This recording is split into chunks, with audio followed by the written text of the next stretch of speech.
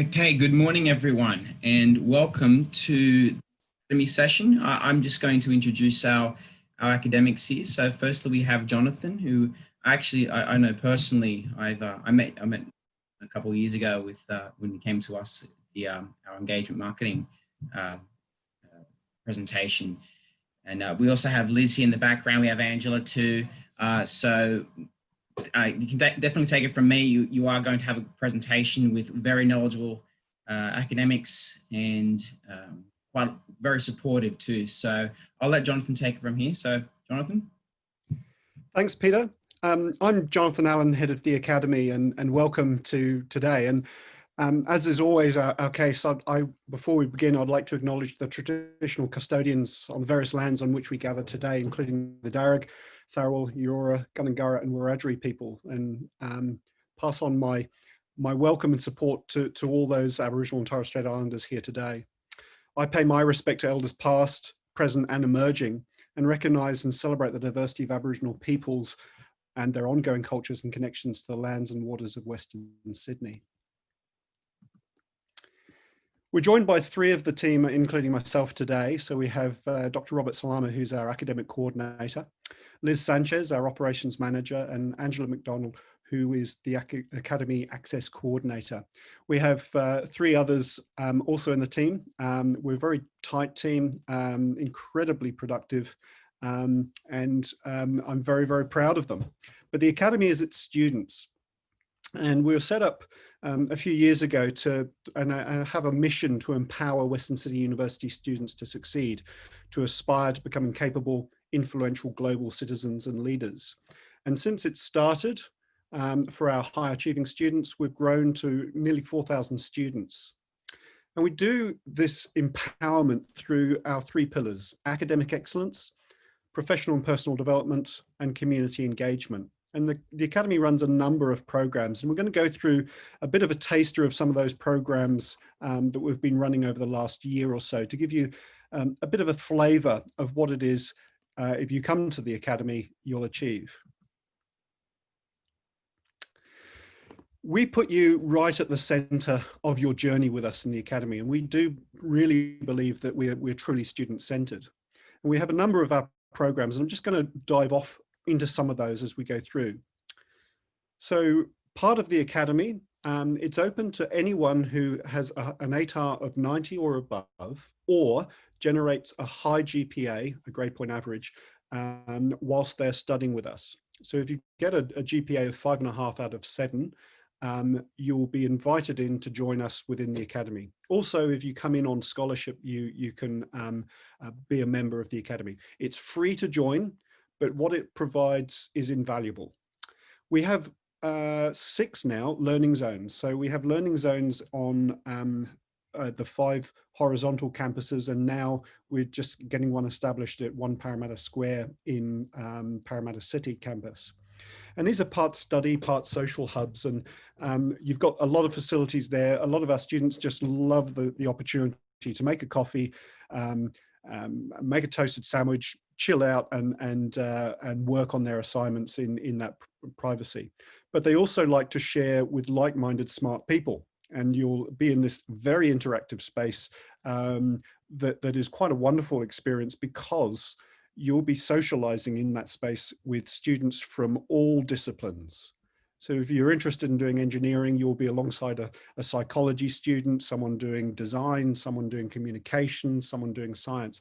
And it is truly inspirational when you feed off their ideas.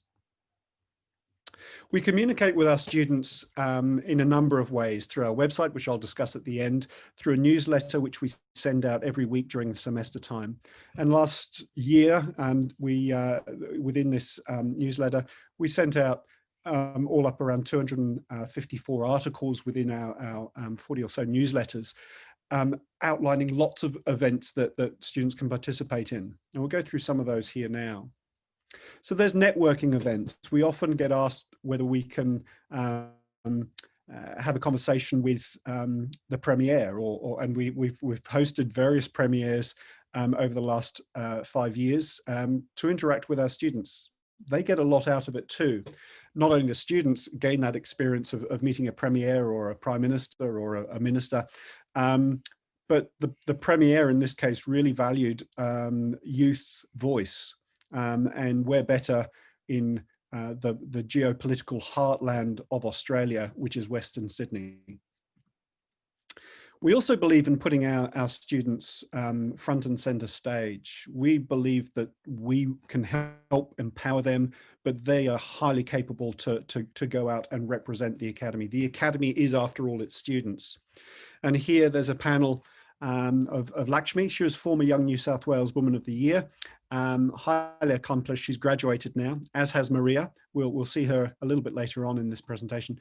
And Andrew, fantastic student, so much so we grabbed him and he now works for the Academy.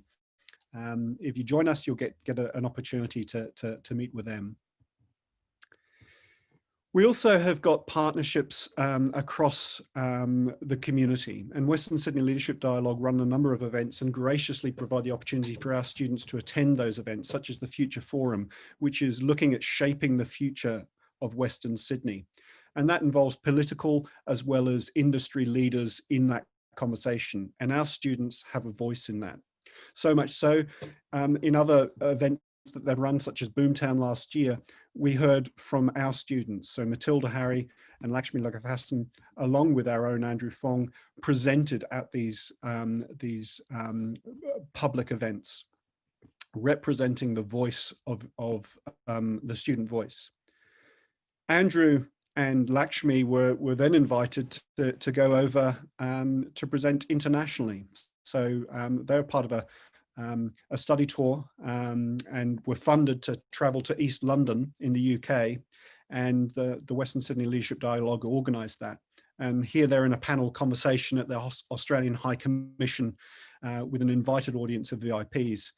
If you've actually watched Harry Potter, you'll actually recognise that building from other sources. But yes, the Australian High Commission, a very prestigious building and great opportunity, and it is the home of Australia right in the UK. And there are a couple of our students in conversation and in presenting to that esteemed audience.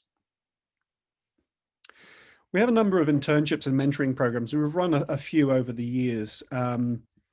We have had some very successful opportunities around some of these things, and part of this, another key area is personal and professional development workshops that we run. So we're kicking off with immersions, conversations with the Academy, masterclasses, and all of these are extracurricular in order to help enhance your learning. Also to develop you as a future leader, if that's where you wish to go.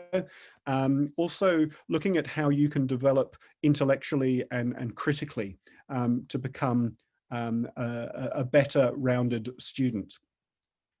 So here, I'm going to go through some of the ones which we've run. So we had our Think Big hackathon last year. And in this hackathon, we looked at 4 of the curriculum challenges that the university are posing about innovative entrepreneurs, future thinkers, sustainability advocates, and so on. Highly engaging, really fun projects, seeing students come up with an idea, pitching that idea at the end, and then the successful winners of that, we're then running through a coaching and mentoring program with them this year, but equally they're going to be running a future masterclasses working on how they can become adaptive leaders.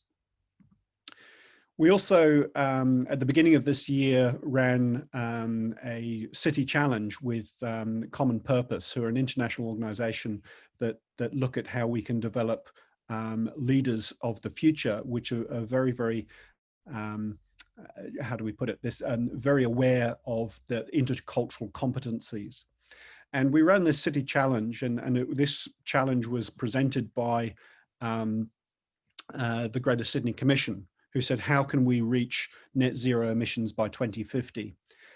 And we had 150 students over a couple of days working on on their ideas and their solutions, linking in with industry and government parties as well. So they did site visits to Arup, Sydney Water, Electric Vehicle Council, Canterbury Bankstown City Council, and so on.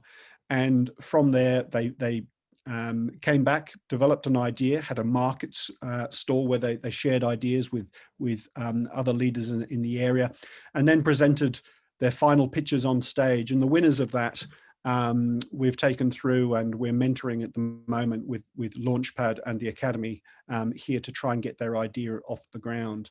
And they've come up with a kinetic tile project, which is really quite exciting. But I can't tell you too much right now because we just need to see this. Hopefully by the end of the year, we'll actually have the first iterations of that. But of course, as you will be aware, and as we're running this live streamed as opposed to in person, COVID really has, well, hit the world hard. And we've had to rethink how we've done things. And so we're still keeping our students connected and running activities and events online. And we've been running a series of online forums through our Facebook group. This was Where's Your Head At, which sort of talked around what our leaders are doing around the COVID-19 response. We've also kicked off some other events, such as our conversations with the Academy. And here, this is the first conversations with the Academy, which was with Christopher Brown, AM, around networking with impact. And it sort of covered what is networking and the value of networking, but challenges and barriers in that process, and how to establish and sustain networks, but also how to maximize its value and impact from your own personal networks. We realized that many of our students just lack a little confidence and self-efficacy. And we're trying to sort of provide them assurance that they can do it, and provide the onus of actually reframing and recoding how they view themselves. So instead of having negative stigmas surrounding the region and everything Western Sydney is seen in a negative sense, thanks to Christopher Brown and Andrew, who led this conversation, students were coming out feeling really empowered and going, actually, Western Sydney is the place to be. This is so good because we can do this, this, and this.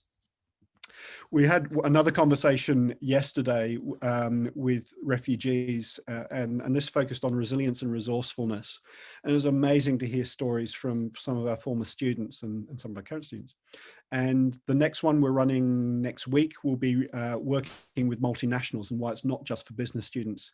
And we've got partners in there from Deloitte, Google, Optus, and PricewaterhouseCoopers. One of our graduates, in fact, at PricewaterhouseCoopers, that will be involved in the conversations. All of this is to try and enable students to really become empowered. We've also been running our Skills for Impact online series, and we've got the first one of these was reading between the lines. What are our politicians really saying? And we've been analysing political speeches and just saying, look, these are some of the techniques and skills that are used. This is how someone like Churchill or Jacinda Ardern or Scott Morrison will use this, or even President Trump. There's stuff that you can learn from them. There's stuff that you can learn not to do, but there's also some stuff that you can actually learn in the way in which they articulate key messages.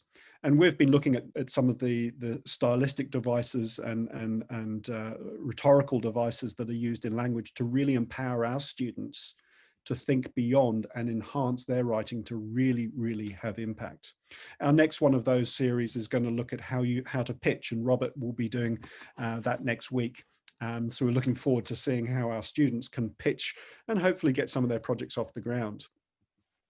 Talking of Robert, he runs our Bachelor of Applied Leadership and Critical Thinking. So this is an additional degree. It's an extra year of study that can be interwoven within your current undergraduate program. So you can come out with 2 degrees. In this program, it also means that you can add these units on at the end, or do a unit here and there during your 3-year, 4-year program. It's fantastic. You can come out with 2 degrees. So this is potentially the only cost, apart from if you're traveling overseas with us.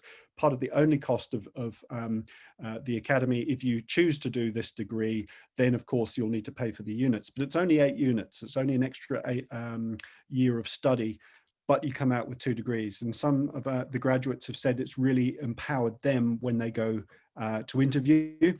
It's certainly a talking point at interview, the fact that they've got more than 1 degree in such a short time. But this, looking at critical thinking and looking at leadership skills, it adds value to your undergraduate degree. It will, any degree, because this is truly interdisciplinary program, it will allow any student who does this to really grow and flourish and become a leader within their own field. And we teach in an intensive mode in summer school, and it straddles the semesters, so any student can actually be in part of this. We have no exams, and we've gone to war on essays and replaced it with some more interesting assignments, such as instead of doing a reflective essay, we're now getting our students to write their own inaugural speech in Parliament. We're doing boardroom presentations. We're getting students to do ebooks, redesigning the future of Western Sydney through to 2051, and propose a document that can actually be put in front of a minister. And when you come to graduate, you can graduate with 2 degrees, or in Maria's case, in White's there, she graduated with 3. She did law and international studies, and also did the Bachelor of Applied Leadership and Critical Thinking.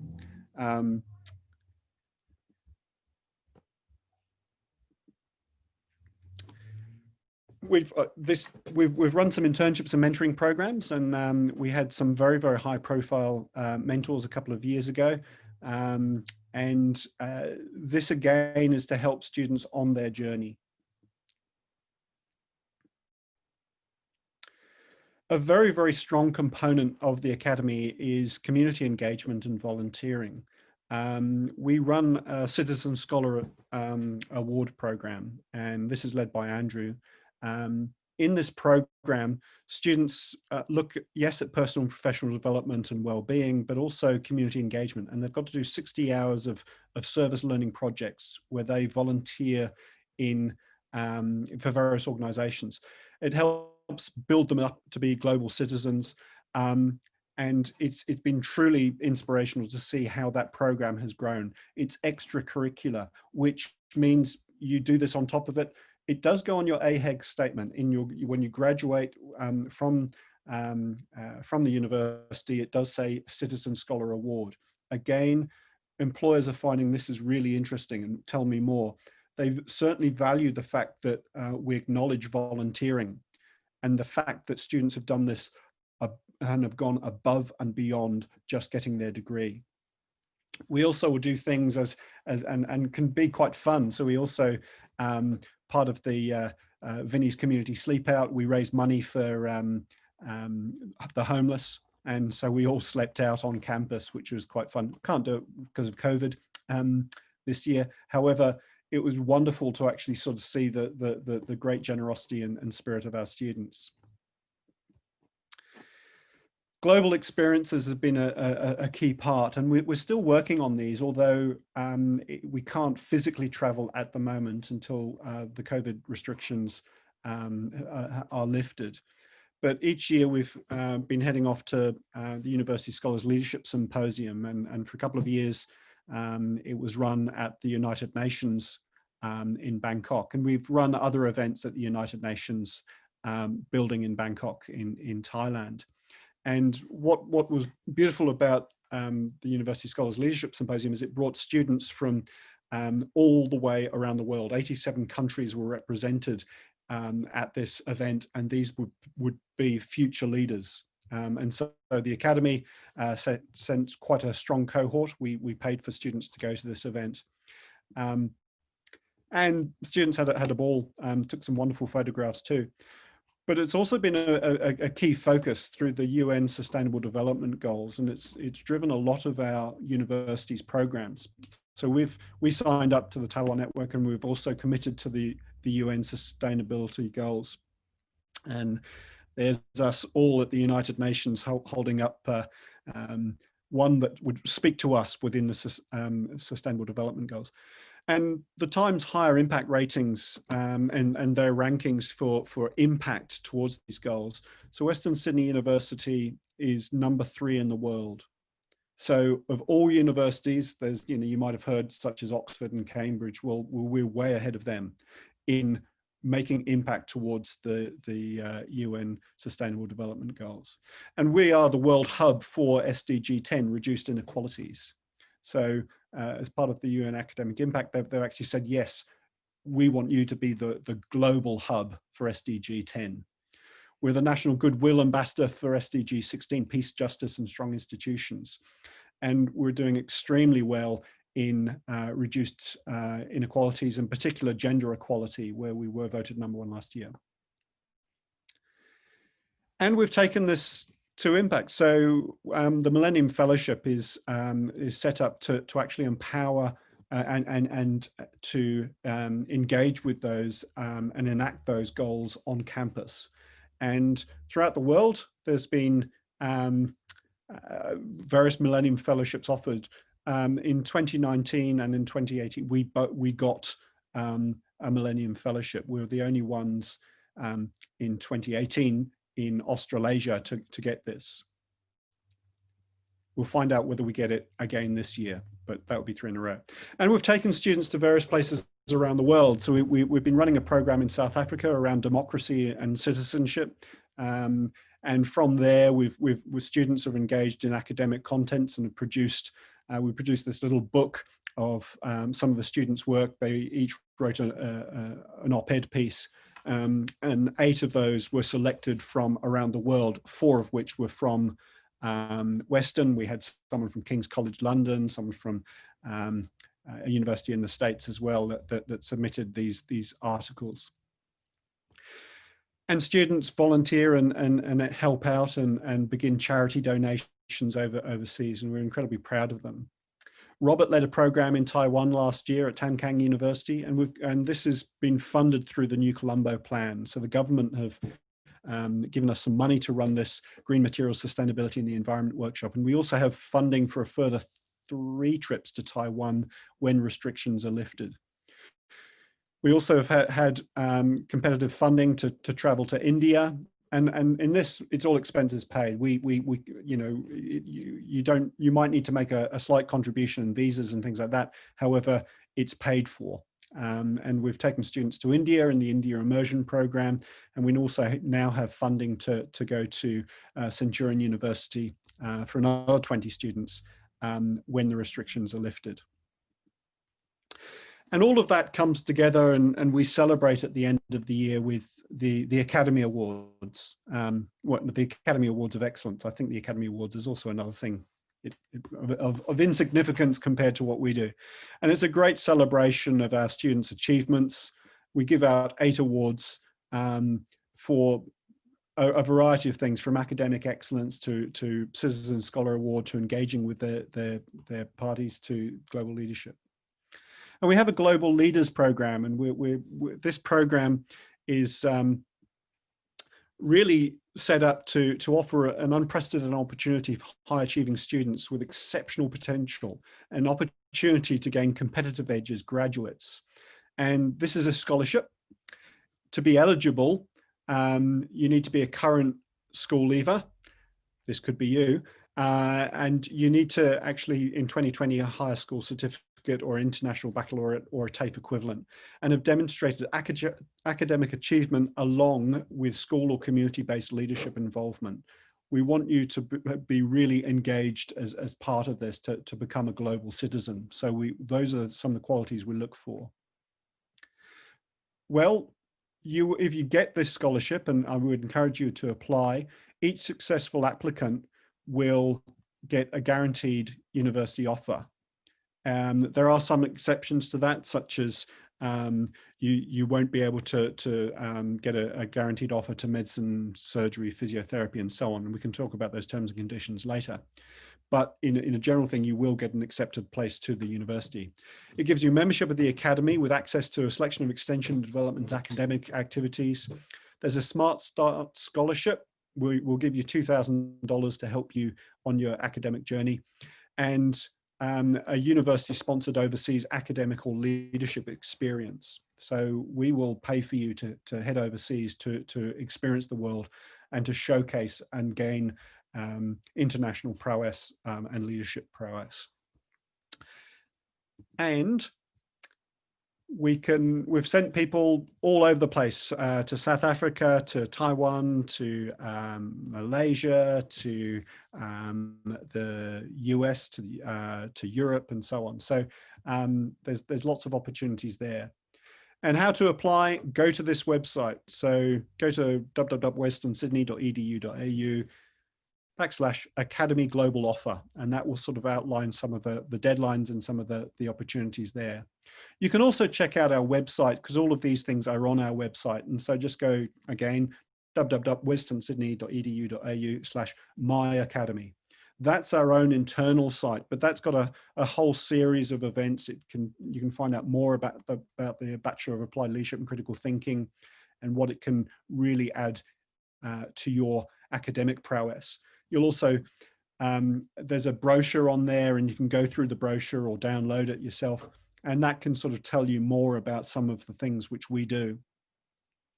And in particular, there are a variety of programs such as our Citizen Scholar Award, little video clips and so on that will help guide you through and why you should engage with this if you so choose. But generally, there's ways to stay connected, and we'll promote these across the day today and also tomorrow. Certainly give us a call, pop onto the website, find out more. But I'm going to stop sharing now so that we can all sort of join in parts of the question and answer sessions.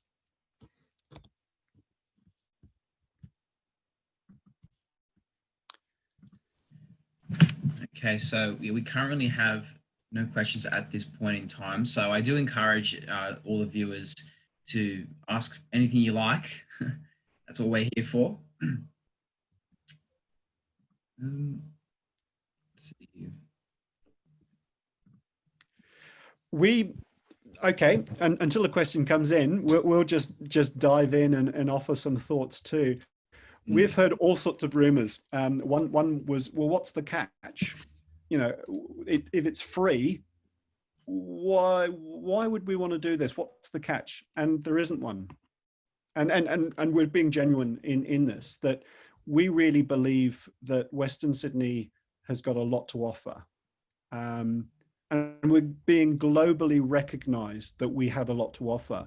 The university is doing incredibly well in the international rankings for both research and education. And now with the Times Higher Education rankings of academic impact related to the Sustainable Development Goals, we're number 3 in the world. I've already iterated that, but the key thing here is the world is noticing what we are doing. We've got partnerships with universities, very prestigious universities around the world. We've got the most partnerships, I think, with Taiwan than any other university in Australia at the moment, through some very, and I should probably qualify that, but as far as I know, we've signed lots of memorandums of understanding with universities around the world, but particularly Taiwan. And we've got a very good relationship with them because their academic programs are incredibly strong. We run a series of events because we want our students really to shine. And when we've gone overseas with students, and such as the USLS, where 87 other countries are represented and some very prestigious universities there, I've been deeply proud of how our students come across. They're good, they just don't know it. And that's what the Academy is here to do, to help you identify some strengths and work on some of your weaknesses, but to develop you as a leader of your own self. And that could be, that's fine, that's enough. But a leader also that could do really, really well in a national or a global environment. We actually have a question here from Vanessa. If we received the Academy Access Award at the end of last year, so through to year 11 achievements at school, is there anything in particular we need to do to apply for our courses and early entry? Yeah, sure. I can answer that one, Peter. So the student's currently in Year 12. The student will need to set their preferences in either the Western portal or UAC by the advertised deadlines that UAC set. So they'll just need to indicate their preference for Western. We look at that data and compare that with our own. We then can actually locate that they're an Academy Access Award recipient. So it's just a matter of going through that data and then being able to give that student that guaranteed offer. As mentioned earlier in the presentation, there are some small exclusions which the student would probably be aware of in terms and conditions that they received last year. But yeah, it's really just putting in their preferences. I might just jump in there too, Peter, just to add that we will be having an information session for all Academy Access Award recipients. So once we have dates lined up in terms of when you need to have your preference in by, when offers will be made and so forth, we'll run an online information session just to update everyone with what they need to be doing. Thank you for your question, Vanessa. We have the next question. If we've been offered an early entry position in an advanced course, does that guarantee a position within the academy? That would be a yes from my recollection. Yes, that's correct. So thank you, Tashi. Jamie, is it true that you need a 90+ ATAR to be eligible for the academy? That's one of the criteria. Yes, at that first entry point. So you either need a scholarship, such as say you got the Vice Chancellor's Scholarship or one of our Academy Global Leaders programs, perhaps apply for that and get that, and that will give you the guaranteed place within the academy. Or, so it's through scholarship, it's through enrolling in an advanced degree, or it is through getting an ATAR of 90 or above. That's one big intake that we have at the year. We also have another intake in second semester where, say you get an ATAR of 75 and you come to the university but end up getting a distinction average throughout your first semester. We then take that and that converts to a GPA. If that GPA is above 5.5 out of 7, we say, here's a congratulations, you meet the criteria to become part of the academy.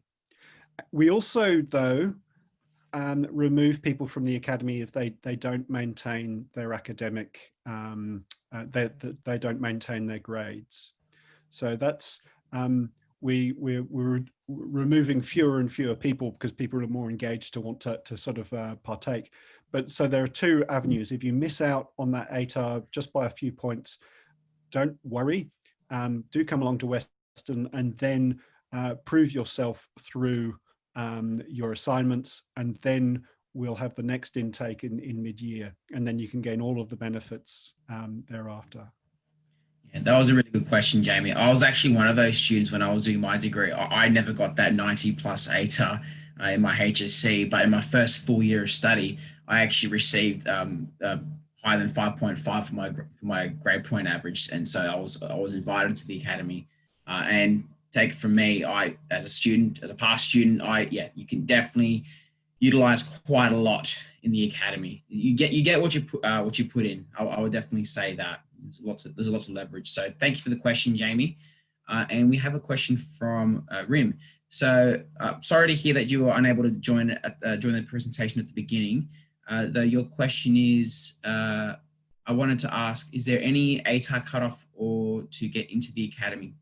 Yeah, so as Jonathan just mentioned, yeah, so the first point to enter would be the 90+ ATAR, or if you don't get that plus, that's okay, because you can do what I did as a student, and you can get at least a grade point average of 5.5 in your in any year of study, and you can get an invite into the academy. Guys, if I'm saying anything incorrect, please jump in, but I think that was right. Peter, you're doing fine, and it's wonderful that you know, you've come through the academy and now you're working here. We see quite a lot of those things. I didn't really mention where our graduates are these days. We're deeply proud of them.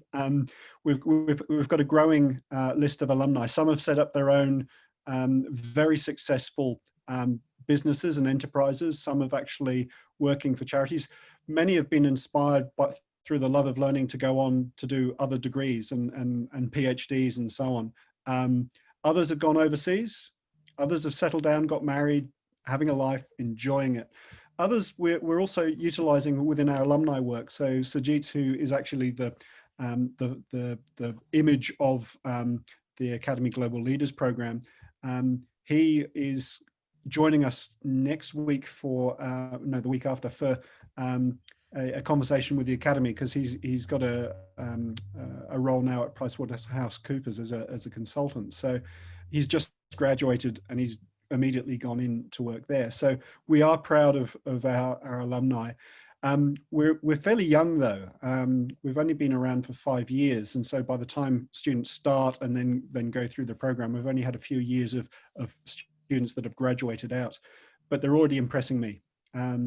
And they're already working. Some, like Lakshmi, I think she works for Office of Premier and Cabinet. So some have taken political paths, others have taken high-profile industry paths, others have gone down very much a vocational charity route and actually working this to make difference. Others have said, no, I want to actually learn more. And when we've taken people overseas, a comment from one student we took to the UN 3 years ago, he was studying law, and his view was, one day I'm going to become a partner in a law firm in Sydney. You know, that was his ambition. After going to the UN, he had this look of now, no, my horizon has moved beyond that. I'm now thinking I want to work for the UN. I want to become a lawyer and make change here. So we've had a few of those experiences where students have opened their eyes and seen, wait a sec, we can make a difference in a different way, in a bigger way. So that's been really inspiring too. We currently don't have any new questions, but though I do want to point something out, and I forgive me if you did mention this in your presentation, Jonathan. Actually no, I'll stop there. We do have a question. Okay, all right. I'd just like some clarification with how you get into the AGLP. Am I right in understanding that you get an offer into the Academy with a 90+ ATAR, and that leads to an offer into the AGLP? Yeah, sure. I'll take that, Peter. The AGLP program is open now.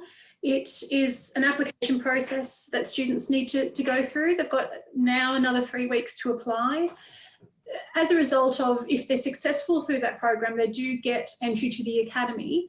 But during the course of their study, they do need to maintain a certain level of academic study. But the application process has other conditions. The website at the moment, it is a little bit slow. I've just logged on, but the website is, after the URL is /Academy Global Offer. There is details there and terms and conditions on the program, and the link to the application form. So yes, membership to the Academy is part of that, but there are other conditions there as well. And as Angela mentions, the website, I've just popped in the chat function. I hope the students can see that. I put two of the Academy's website, but I've also the link to the Academy Global Offer, the AGLP there. So hopefully you can see that. If not, just email the Academy or get through and we'll get back to you. But I would really encourage you to apply. One of the biggest hurdles which we find with our own students within the Academy is they don't back themselves. They think, oh, there's so many people who are better than me, I won't apply, I'll never get it. And so they take themselves out of the equation immediately. We need to turn around that. We don't want you to develop a big head and an ego, but we do want you to realize that these opportunities are genuinely given to you, but we need you to apply to do that. So we'd encourage you to apply. And if you're unsuccessful, we will still have you in mind for other things. And we'll say, hard luck, however, do consider this. If you are successful, and we've been deeply impressed with some of the applications. So I'd encourage you to apply. Yeah, I think. Sorry, can I just just off the back of that question too, is that there's a bit of a misconception with the Global Leaders program that it's focused on high achieving students only. So the Global Leaders has a real focus on community engagement, and what we're looking for is students that actually that are out there volunteering, that are out there engaging with their community, whether it's a sports club or a church or, you know, whatever that may be. They're the kind of things that we're looking for in our students. So it's not just for students expecting a 90+ GPA. I'd just like to clarify that. Yeah, that's a good point. And also, I can definitely vouch for Jonathan's point on, you know, applying and whatnot, because if there's one thing that I've definitely learned in my university experience is that it's definitely a very self-directed learning journey. It's not exactly like high school where you kind of get that nudge saying, hey, that assignment's due, you know, in a certain amount of time. University, it's very self-directed and you do get what you put in. Okay, so by that, it's taking opportunities. If there's one thing I regret in my university experience is that I didn't take enough opportunities. Okay, so I definitely encourage you guys looking towards tertiary education, wherever you might go, to take as many opportunities as possible. And we do have another question from Tashi. Do many science students participate and benefit from the Academy? Absolutely. And in fact, science is one of the largest cohorts of the Academy. Nursing and midwifery is the largest participants in the Academy, or membership of the Academy base, followed by science students. And that's partly because of they meet the academic requirements, they're engaged and participate. And some of those have been also of partake. I mean, I know one science student who also was an Academy Global Leader, and he got engaged with us immediately, went overseas with us in his first year, and we saw him just the other day in one of our workshops online, really engaged, doing some great stuff. We love the science students. We love how we can actually grow part of their thinking. One thing which we're doing along our skill sets workshop, and also within our Bachelor of Applied Leadership and Critical Thinking. In fact, the student who got the Academic Excellence Award last year in our own Academy Awards of Excellence was a science student.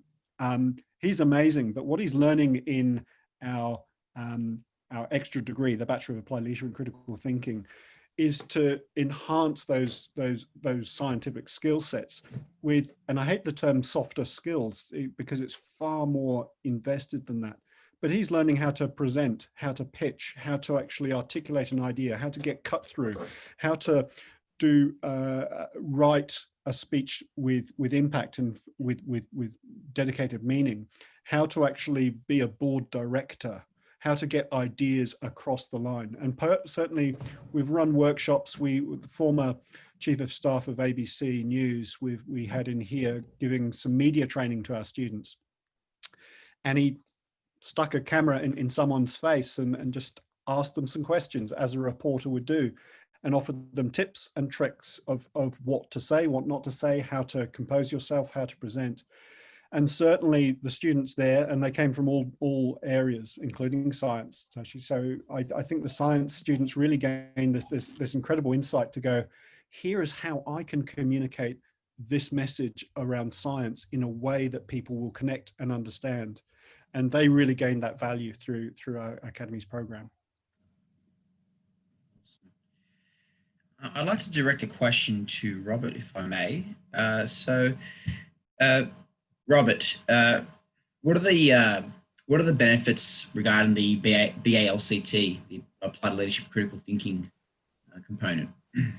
Thank you, Peter.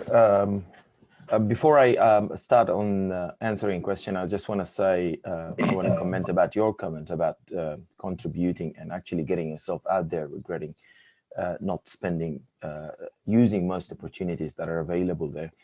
Yesterday, the Academy ran a skills conversations with the Academy, refugees, resilience, and resourcefulness, and we had 4 panelists with amazing journeys from refugee camps all the way to PhD at Western Sydney and teaching. And Arash, I remember obviously one of the questions would be resilience and what motivates you through hardship and difficulties. And Arash's exact comment was, just throw yourself out there, jump on every opportunity, and doing something is far better than doing nothing at all. So that's a very valid comment. Regarding the Bachelor of Applied Leadership and Critical Thinking, I can give you my experience as a lecturer into these degrees. I am an engineer. I have a background in engineering with a PhD in engineering, but in my engineering degree, and I'm not criticizing the engineering degree, I'm totally supportive of all other disciplines, but I never had to sit down and actually think about critical thinking as a unit in engineering. So the first set of units in the Bachelor of Applied Leadership and Critical Thinking add not soft skills. As Jonathan said, we don't like the term soft skills. We call them ancillary skills or essential skills that you do not really get in the other degrees. Critical thinking, creativity, how to, in one of the units, creativity, innovation, design thinking, Jonathan runs that unit, and the students map meals and also think about creating the future cities in an innovative way. In the other unit, research stories, we talk about research skills. We equip the students with research skills, because in the current day and age, you cannot really progress without doing research, or if you want to change policies, you have to be able to make research informed decisions. One of the other units, obviously, is leadership in a complex world. We'll talk about different traits of leadership, leadership traits, complexity of leadership. And in these assignments, we've changed, in these units, we've changed the assignment significantly, as Jonathan has mentioned. And one of the questions we asked ourselves in a workplace, I don't think it ever gets asked to write an essay.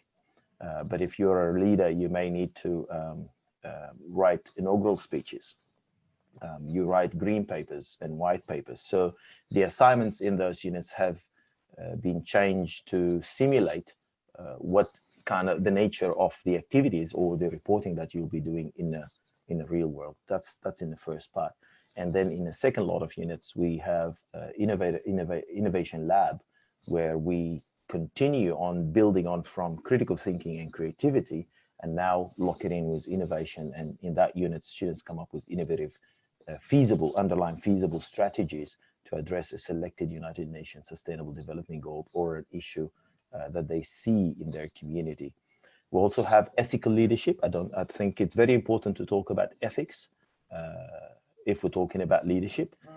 Certainly the current COVID-19 pandemic has exposed the vulnerability of our systems from a number of ways, technologically and in some cases ethically. And it's very important to give the students the opportunity to explore and understand ethical frameworks. But in that particular unit, the students not only analyze the ethical frameworks of leaders, but they also we help them in that unit develop their own ethical framework. Dr. Antoinette Cotton from the School of Nursing is the teaching lead in that unit, and she does a great job in that space. She's a great advocate for ethics, particularly for nursing students. And the other units we have, which is I teach, is logic, rhetoric, and argumentation. In that unit, we build on critical thinking. So in introduction to critical thinking, we talk about the methods or strategies for critical thinking, but also biases and heuristics, and get the students to think about what would be hindrances to critical thinking. And then in logic, rhetoric, and argumentation, we build on that by looking at Aristotle's persuasive techniques and how can you construct proper deductive and inductive arguments.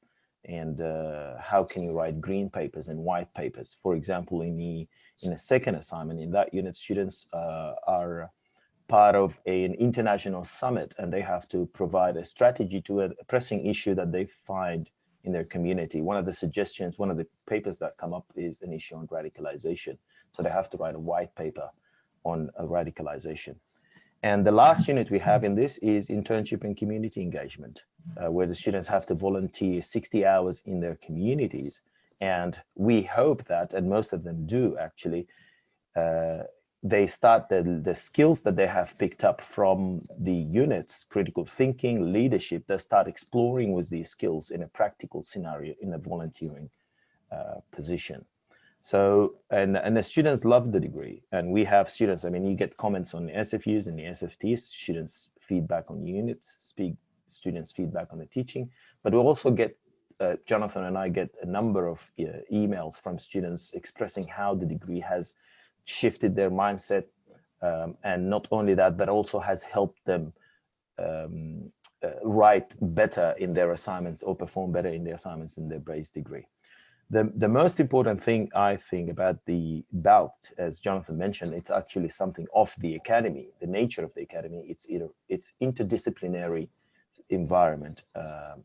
It is an extremely rewarding learning experience to be in a classroom talking about the same problem when you have lawyers, engineers, philosophers, social workers, and as academics, it's challenged us at the beginning because we're always locked into the practical side of things from our side. But then when students ask questions from law perspective, from business perspective, from engineering perspective, from social work perspective, it really widens the horizons. So it is a very rewarding and incredible experience. And just to build on that, Robert summed it up really, really well. The value of having a lawyer, someone studying law next to a social worker, next to a mathematician, whatever the cohort happens to be, is you really get to think in a different way, but you also gain friends. So that law friend would be really useful. That social work friend down the track will be really, really useful. For someone studying languages and interpreting and translation, for instance, these are great friends to share, as opposed to just going in and hanging out with your degree, just hanging out with scientists, and that is all of their thinking. When you hang out with people in the academy across those discipline domains, it's wonderful. It's really, really rewarding. And I think it's always useful to have a lawyer as a friend.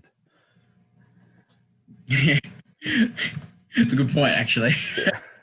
Yeah. Just in case. Yeah, indeed. Hey, can't hurt. One more question for you, Robert. The Bachelor of Applied Leadership and Critical Thinking, is it compulsory? No, it's not. I should have mentioned as well, it's a concurrent degree. As Jonathan actually has summed it really well in his presentation, it's only 8 units on top of or concurrently with your base degree. I mean, you cannot take it as a standalone. It is definitely not compulsory. There are a number of ways students can test or get a taste of the BALT, or the Bachelor of Applied Leadership and Critical Thinking. Students can take selected units, their preferred interest in a unit, as electives. And they can choose to continue or just take it as elective, or students can take the degree has 2 submajors: the Applied Leadership submajor, which is constituted of 4 units, and the Critical Thinking submajor, which is another set of 4 units.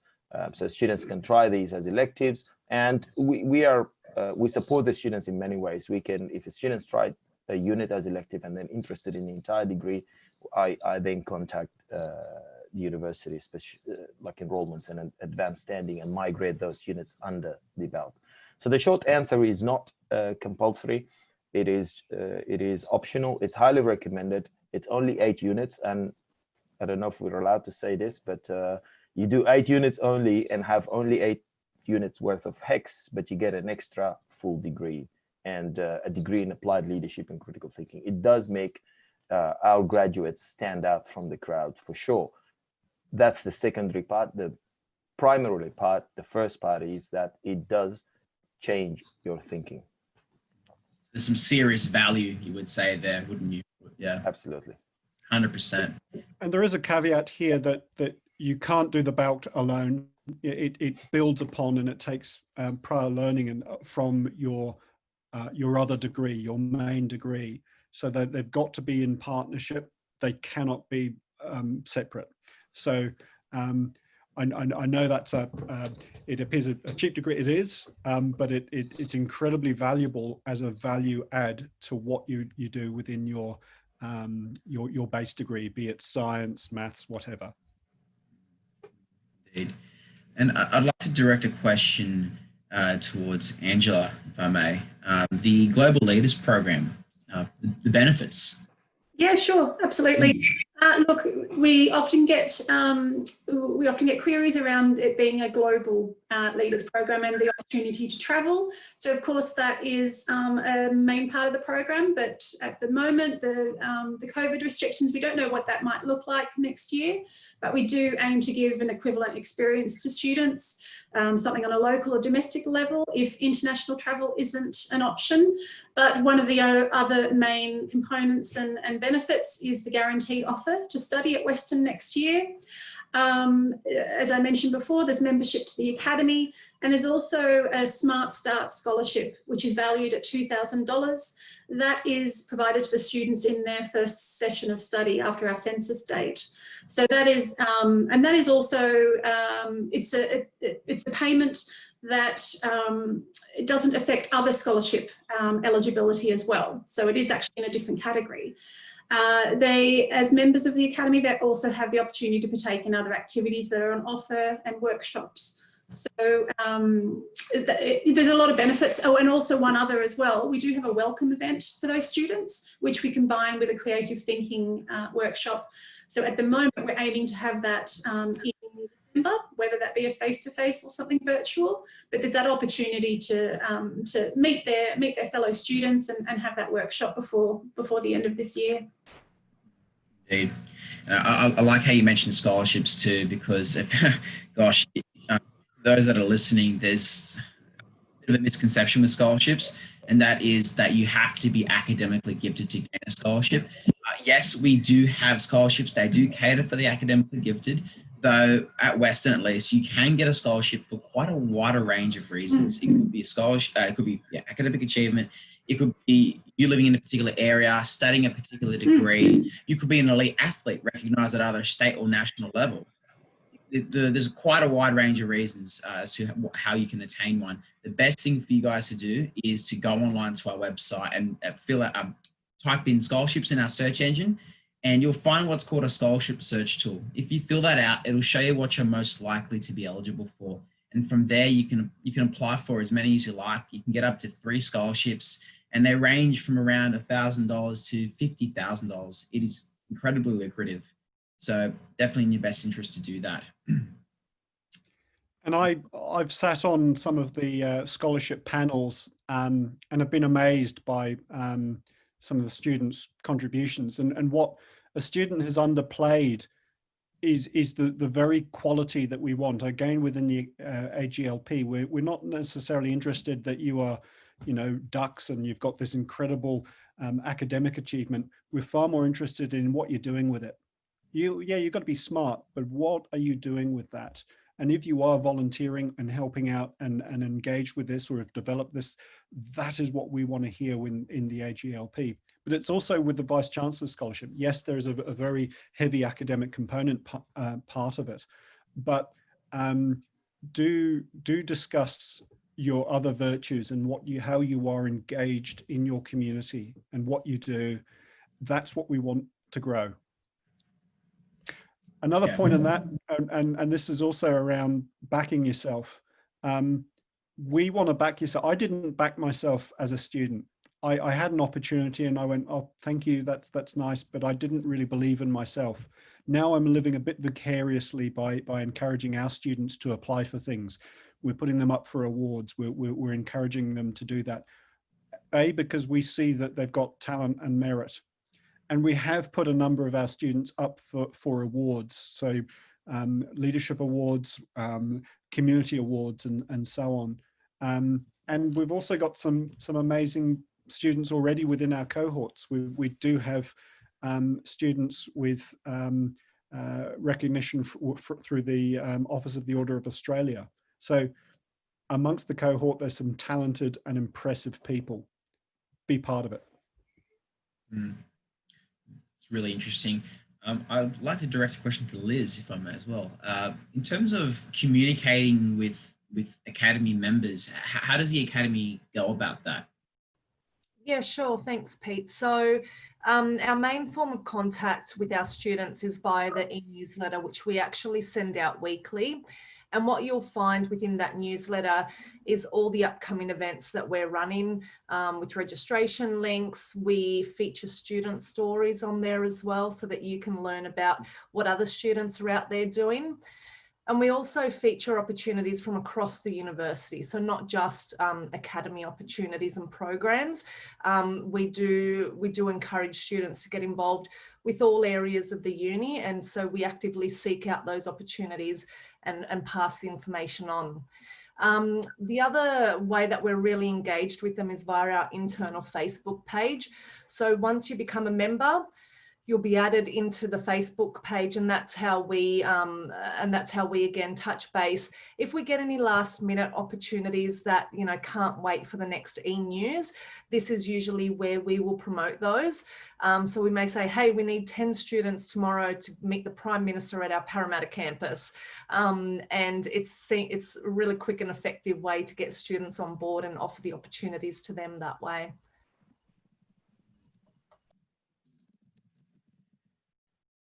Thanks for that input, Liz. Just generally, actually, I would like to mention, ask you guys this: if there was a few points, and this is, you know, panel wide, if there are a few points you can recommend to current Year 12 students, just 3 points, what would you advise them to do? I know it's very broad. Is there anything that comes on top of your mind, even if it's just 1 point? Look, from my part, I would say number one, apply for the Global Leaders Program. You know, back yourself with that as well, and really just focus on what it is that you've achieved over the past few years and how you've connected with your community. I would say you're probably a lot smarter, a lot more engaged than what you actually think you are. So really don't be shy, and just put yourself out there. Have a go. They're probably my 2 bits of advice. I'd also add there are HSC study sessions that are available to students online. There's some information there. You should have the link, Peter. I think it's a 4-week window where there's workshops and virtual access to resources. Sorry, can I just jump in there? You're breaking up on my end. What link were you referring to? There's a, it's searchable on our webpage, HSC study sessions. Yes. Yeah, free virtual workshops for students with study tips. Can I add something on that as well? It's something that we speak about all the time at the Academy. I just want to say to the Year 12 students, or all students coming into Western, we would like you to come to Western, but if you're going anywhere for the next generation, let's say, you are the future leaders. And this is something we do know at the Academy all the time. It what makes our hard work rewarding at the end, that knowing that we somehow can provide programs that influence and transform and transform the thinking, empower the mindset, and empower the future leaders. With knowledge comes responsibility, and there are pressing issues out there in the real world. 2 major live examples that everyone has experienced recently: devastating bushfires, COVID-19, shows that we cannot keep doing carrying our lives the way we have been, and we need creative, innovative ways of changing the systems. And if you do not throw yourself out there at every opportunity that comes across, unfortunately, those challenges will have a better chance of winning, and nobody else will need to stop them but the future generation.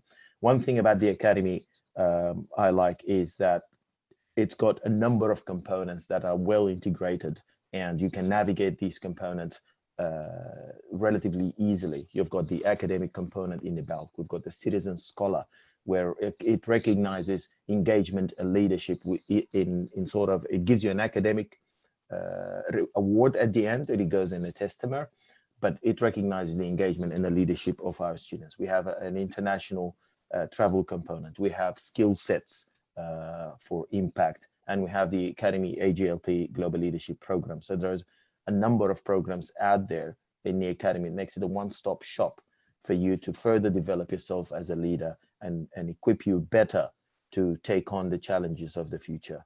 So I think it's a great place to be at. I'm jealous that you have this opportunity. I didn't have it while I was studying. That's a great way of summing up, Robert, and to see these opportunities that are there. And as a year, I have my daughter's doing HSC at the moment, and I know the difficulties and the pressures on there. Don't worry, whatever happens, happens, and we're here for you in that context. I would say, though, a bigger question is why Western? What's its reputation and what's it in the benefit? Is there a better option? And you'll be having those questions with career advisors, with your parents, and also with yourself. But have a chat with some of our students and actually find out what difference it's made. Have a chat with some of the industry leaders in this area about why Western. Also acknowledge that and actually find out some of the value in those sources. We're young, but we've done an incredible amount in that time as a university.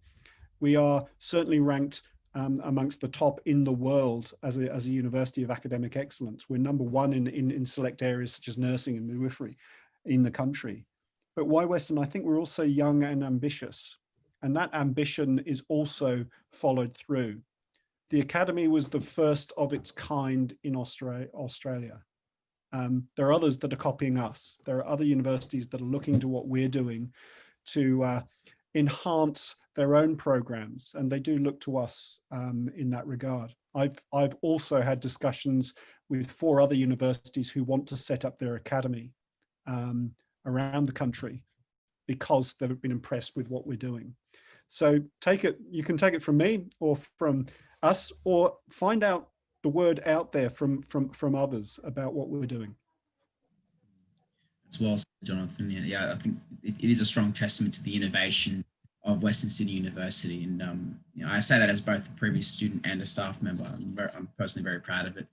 But on that point, I think we can wrap it up. So thank you for all those that have listened and then have asked questions. We really do value your questions, and it gives us the opportunity to spread the word of an institution that we truly do have a passion for, and for good reason, because it does give you guys so many options for the future, and gives you opportunities to develop you professionally and personally. So thank you very much for that. And I also do want to remind everyone that there's so much going on today. Despite the fact we are running through a virtual platform, there are so many presentations you guys can join, so many people you can chat to one-on-one as well, whether it's, if you want to learn more about life at Western Sydney University, like on campus, for instance, where you can gain support from, and the list goes on. So please engage with the platform. This is why we've created it for you guys. So take advantage of it, please. For now, have a good day and enjoy Open Day. Thank you. See ya. Yeah. Thank you to all. Thank you, Peter, by the way. Oh, thank you. Thank you. Don't thank me. Thank you.